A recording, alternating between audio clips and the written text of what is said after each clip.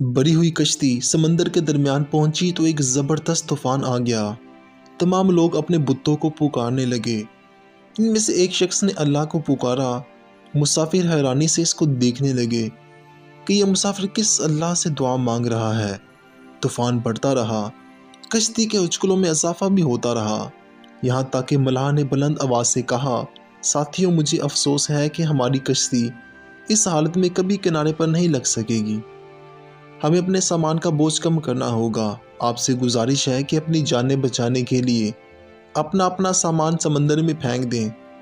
مسافر مجبور ہو کر سامنے سمندر میں پھینکنے لگے، لیکن بوجھ ہلکا ہونے کے باوجود کشتی اس طرح ڈولتی رہی۔ مسافروں کا ڈر کے مارے برا حال تھا، کچھ بڑبڑا رہے تھے اور کچھ خاموش تھے۔ ان میں سے ایک شخص کہنے لگا کہ لگتا ہے کہ کوئی منحوس شخص اس کشتی پہ سوار ہو گیا ہے۔ دوسرا بولا، بھائیو مجھے لگتا ہے کہ ہم میں کوئی ایسا شخص موجود ہے جس نے قربانی نہیں کی اور اس کی سزا ہمیں مل رہی ہے۔ سب کی باتیں سننے کے بعد ملاح نے کہا، میرا خیال تو یہ ہے کہ ہم میں ایک ایسا شخص موجود ہے جو بھاگا ہوا غلام ہے، کیونکہ اس زمانے میں غلام اپنے آقا سے بھاگ جانا بہت بڑا جرم سمجھا جاتا تھا۔ ملاح کی حمایت میں کئی مسافر بول پڑے۔ ایک نورانی شکل والے شخص نے ملاح کی باتیں سن کر اس سے کہا، بے شک میں ہی وہ غلام ہوں جو اپنے آقا سے بھاگ کر آیا ہے، مجھے دریا میں پھینک دو اور خود کو عذاب الہی سے بچا لو۔ اس شخص کی نورانی صورت دیکھ کر کشتی والوں نے انہیں دریا میں پھینکنے سے انکار کر دیا، مگر اس مسلسل اصرار پر طے پایا کہ قرآن اندازی کر لی جائے اور جس کا نام نکل آئے گا اسے کشتی سے باہر پھینک دیا جائے گا۔ ایک بار، دو بار اور پھر تیسری بار اسی شخص کا نام نکلا۔ حجت تمام ہو گئی تو اس نے خود کشتی سے دریا میں چھلانگ لگا دی۔ کشتی سے چھلانگ لگانے والے یہ شخص حضرت یونس علیہ السلام تھے، جو اپنی قوم کی ہر دری سے تنگ آ کر بستی چھوڑ گئے تھے۔ یونس علیہ السلام کی قوم بھی عجیب تھی۔ اللہ کے خاص بندے اور پیغمبر یونس علیہ السلام ان کی طرف نبی بنا کر بھیجے گئے تھے۔ انہوں نے ان تک اللہ تعالیٰ کا پیغام پہنچانے میں کوئی کسر نہیں چھوڑی تھی، مگر وہ لوگ نہ جانے کس مٹی کے بنے تھے کہ یونس علیہ السلام کی دعوت پر کسی ایک فرد نے بھی لبیک نہ کہا۔ یونس علیہ السلام جانتے تھے کہ پہلے بھی انبیاء کرام کو ایسے حالات پیش آئے کہ ان کی آواز پر لبیک کہنے والے بہت کم تھے، لیکن ایسی صورتحال کا سامنا تو کسی نے بھی کیا نہ ہوگا۔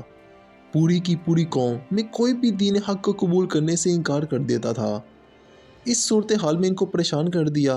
بات صرف یہی ہوتی کہ یونس علیہ السلام اس قدر پریشان نہ ہوتے، مگر جب وہ لوگوں کو کہتے کہ شرک سے باز آ جاؤ اور گناہوں سے توبہ کر لو، اللہ اور اس کے رسول پر ایمان لے آؤ، تو ان کی باتیں سن کر اس بستی کے لوگ نہ صرف ان کا مذاق اڑاتے بلکہ کھلم کھلا کہتے کہ تم جس عذاب سے ہمیں ڈراتے ہو وہ لے آؤ، ہم نہیں ڈرتے۔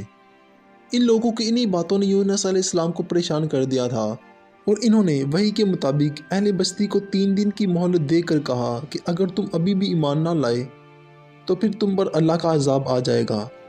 ابھی 3 دن پورے نہیں ہوئے تھے کہ آپ علیہ السلام نے خود ہی اندازہ قائم کر لیا کہ ان میں کوئی بھی ایسا نہیں ہے جو ایمان لائے۔ اس لیے انہوں نے بستی چھوڑنے کا پروگرام بنا لیا اور ایک رات چپکے سے بستی سے نکل گئے۔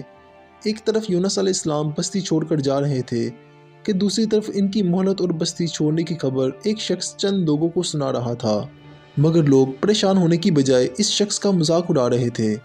مگر اس شخص نے جب یونس علیہ السلام کی راست بازی اور سچائی کی دلیل دے کر اور سابقہ انبیاء کی مثالیں دے کر بات کی تو لوگوں کی زبانوں کو تالے لگ گئے اور وہ بھی سنجیدگی سے بات کرنے لگے۔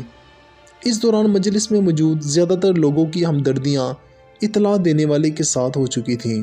صورتحال کو بانپ کر یونس علیہ السلام کی مخالفت کرنے والا غصے میں وہاں سے چلا گیا۔ اس کے جاتے ہی ایک شخص آیا اور آتے ہی بولا، بھائی کچھ خبر ہے آپ کو؟ یونس علیہ السلام کی بستی چھوڑ کر جا چکے ہیں، کیا کہاں چلے گئے؟ سب نے بوکھلا کر اس سے سوال کیا۔ آنے والے نے بتایا، بھائی یہ تو مجھے معلوم نہیں ہے کہ وہ کہاں چلے گئے ہیں، لیکن ان کا گھر بالکل خالی پڑا ہے، سامان بھی ساتھ لے گئے ہیں اور میرا خیال ہے کہ رات کے آخری پہر نکلے تھے، تبھی تو کسی کو خبر نہ ہو سکی۔ میرا مکان بھی ان کے گھر کے پاس ہی ہے، میں خود دیکھ کر آیا ہوں، گھر کو تالا بھی نہیں لگا، دروازہ کھلا پڑا ہے، بچے ان کے گھر میں کھیل رہے ہیں۔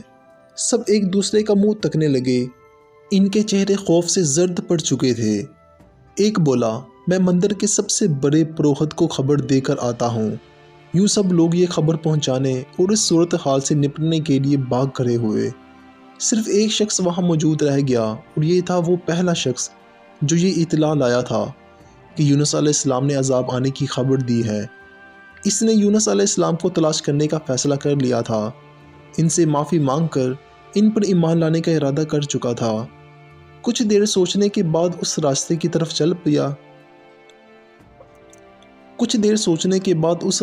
طرف چل دیا جو بستی سے باہر جاتا تھا۔ اس شخص نے یونس علیہ السلام کو کافی دیر تک تلاش کیا مگر کامیاب نہ ہو سکا۔ آخرکار تھک ہار کر وہ بستی واپس آ گیا۔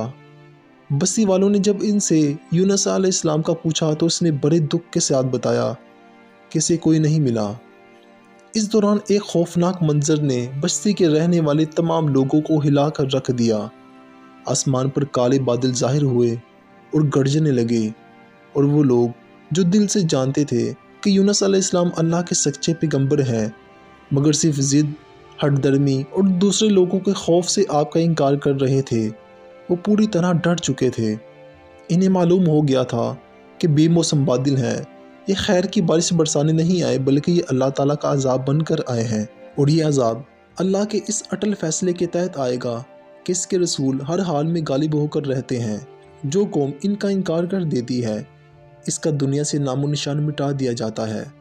ان لوگوں میں یونس علیہ السلام کو تلاش کرنے والا اور محفل میں حمایت کرنے والا معزز شخص پیش تھا۔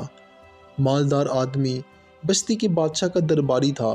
یہ دونوں شہر کے دیگر معزز لوگوں کے ہمراہ بادشاہ کے پاس پہنچے اور اسے خبردار کیا کہ یہ بادل جس کی وجہ سے پوری بستی میں اندھیرا چھا گیا ہے ہمیں آنکھیں کھولنے کا آخری موقع دینے آئے ہیں۔ ان لوگوں کی دلیلیں سن کر بادشاہ بھی مان گیا اور سیاہ بادلوں کی اوٹ میں چھپے طوفان کو دیکھ کر لرز اٹھا۔ اس نے فوراً حکم دیا کہ تمام بت خانوں سے بت اٹھا دیے جائیں اور لوگ اپنے اپنے گھروں کو بھی ان سے پاک کر دیں۔ ساتھ ہی اس نے حضرت یونس علیہ السلام کی تلاش میں سرکاری سپاہی چاروں طرف دورا دیے۔ دوسری طرف وہ شخص شہر کے بڑے مندر کے پروہت کی طرف گیا تھا۔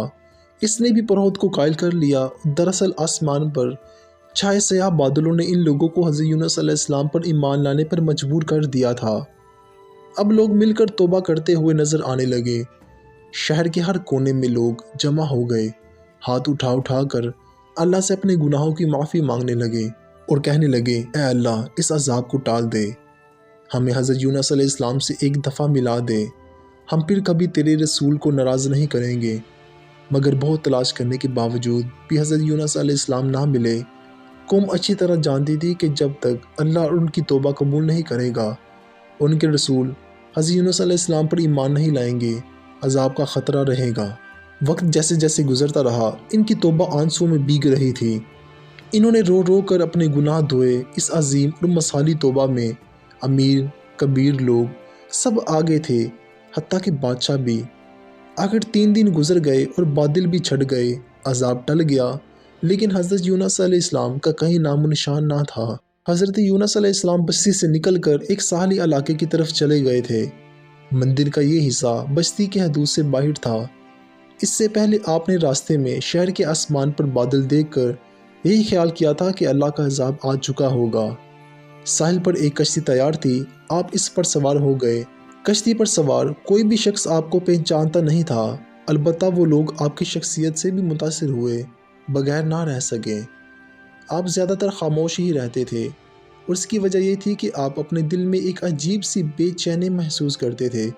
جیسے جیسے آپ ساحل سے دور ہوتے جا رہے تھے، آپ کی بے چینی بڑھتی جا رہی تھی۔ حضرت یونس علیہ السلام کی قوم سے ناراضگی اللہ کو پسند نہ تھی، لیکن وہ خود اللہ تعالیٰ کے پسندیدہ بندوں میں سے تھے، راہ حق کے مسافر تھے۔ ان کے ذریعے مالک قضا قدر دنیا کو ایک معجزہ دکھانا چاہتا تھا۔ چنانچہ جب انہوں نے کشتی سے چھلانگ لگا دی تو اللہ نے ایک وہیکل مچھلی کو حکم دیا کہ ان کو نگل لے، لیکن انہیں کوئی نقصان نہ پہنچائے۔ اپنے آپ کو ایک عجیب و غریب اور نئی دنیا میں پا کر اللہ کے اس نیک بندے کو اپنی گزری ہوئی باتیں یاد آنے لگیں۔ وہ بڑی عاجزی سے گڑگڑانے لگا اور یہ دعا کرنے لگا، لا الہ الا انت سبحانک انی کنت من الظالمین۔ الہ تیرے سوا کوئی معبود نہیں، بے شک تو ہی یکتا ہے، میں تیری پاکی بیان کرتا ہوں، میں نے خود ہی اپنے نفس پر ظلم کیا ہے۔ اللہ کو اپنے محبوب بندے کی یہ ادا پسند آئی اور مچھلی کو ایک بار پھر حکم دیا کہ وہ اسے دریا کے کنارے اگل دے۔ مچھلی نے آپ کو ساحل پر اگل دیا۔ آپ انتہائی کمزور حالت میں ساحل کی نرم ریت پر پڑے تھے۔ آپ کے بدن میں اتنی بھی طاقت نہیں تھی کہ آپ اپنے پاؤں پر کھڑے ہو جائیں اور کسی مناسب جگہ کا انتخاب کریں اور دھوپ سے بچ جائیں۔ اسی دوران اللہ نے اپنی خاص رحمت سے ایک بڑی سی بیل لگائی۔ اس بیل نے حیرت انگیز طور پر حضرت یونس علیہ السلام کو اپنے سائے میں لے لیا۔ کچھ دیر آرام کے بعد آپ نے بیل کے پھل سے بھوک مٹائی، پھر کھانے سے آپ کے جسم میں طاقت آئی، لیکن اگلے ہی دن یہ بیل سوکھ گئی۔ آپ کو بیل کے یوں سوکھ جانے کا انتہائی دکھ ہوا۔